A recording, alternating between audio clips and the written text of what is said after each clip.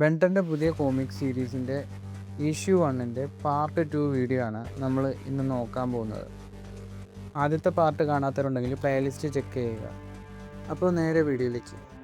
അങ്ങനെ ഭീകരമായ ഫോറസ്റ്റിൽ 4 ആംസ് ആ കൂറ്റൻ സൈബോർഗ് കരടിയുമായിട്ട് ഫൈറ്റ് ചെയ്യുകയാണ്. പക്ഷേ ആ ഫൈറ്റിനിടയിൽ 4 ആംസ് ആ കരടിയോട് പറയുന്നുണ്ട്, എനിക്കൊന്നിനും വയ്യ, എൻ്റെ മൂഡ് നീ കളയല്ലേ എന്നൊക്കെ പറയുന്നുണ്ട്.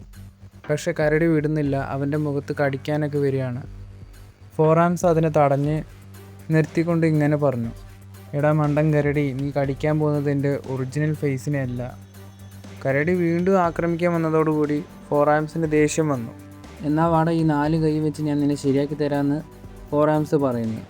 എന്നാൽ പെട്ടെന്നാണ് ബെന്നിൻ്റെ ഒമിനിട്രിക്സിൻ്റെ സമയം തീർന്നത്. അവൻ പെട്ടെന്ന് തൻ്റെ ഒറിജിനൽ ഫോമിലേക്ക് മാറി. എന്നിട്ട് ബോധം കെട്ട് നിലത്ത് വീഴുകയും ചെയ്തു. തലകറങ്ങി വീണ ബെന്നിന് എന്താണ് സംഭവിച്ചതെന്ന് മനസ്സിലായില്ല. മുന്നിലാണെങ്കിൽ ഒരു വൻ സൈബോർഗ് കരടിയും. അങ്ങനെ ബെൻ വീണ്ടും പേടിച്ചിട്ട് കയ്യിലെ ഒമിനിട്രിക്സ് ഉപയോഗിക്കാൻ തുടങ്ങി.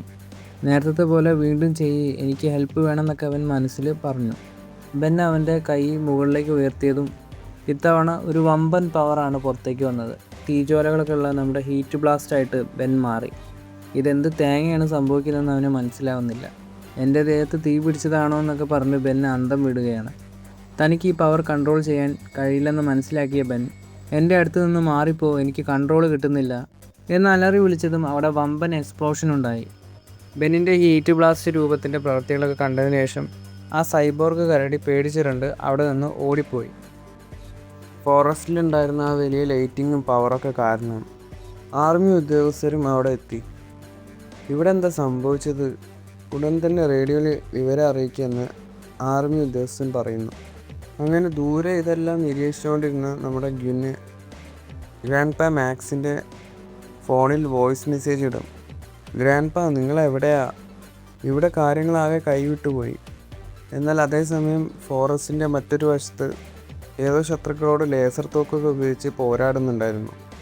സ്പേസിൽ വില്ലനായ വിൽഗാസിൻ്റെ കൂറ്റൻ സ്പേസ് ഷിപ്പിലെ സെൻസറുകൾ എർത്തിൽ നിന്നുള്ള ഒമിനി എനർജി സിഗ്നൽ തിരിച്ചറിയുന്നു.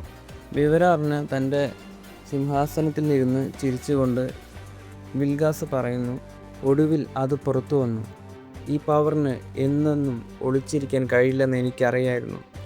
പ്രപഞ്ചം മുഴുവനും അടക്കി ഭരിക്കാനുള്ള താക്കോലാണ് ആ ആയുധം. അത് കൈക്കലാക്കാൻ എർത്തിൻ്റെ അടുത്തുള്ള നമ്മുടെ മെയിൻ ഏജൻറ്റിനോട് ഉടനെ പറയൂ. അങ്ങനെ ബെൻടൺ കോമിക്സിൻ്റെ ഇഷ്യൂ 1 ഇവിടെ വെച്ച് അവസാനിക്കുകയാണ്. ഇനിയും കുറച്ച് ഇഷ്യൂകളുണ്ട്. ബാക്കിയുള്ള ഇഷ്യൂകളൊക്കെ നമ്മൾ ഉടൻ തന്നെ അപ്ലോഡ് ചെയ്യുന്നതായിരിക്കും.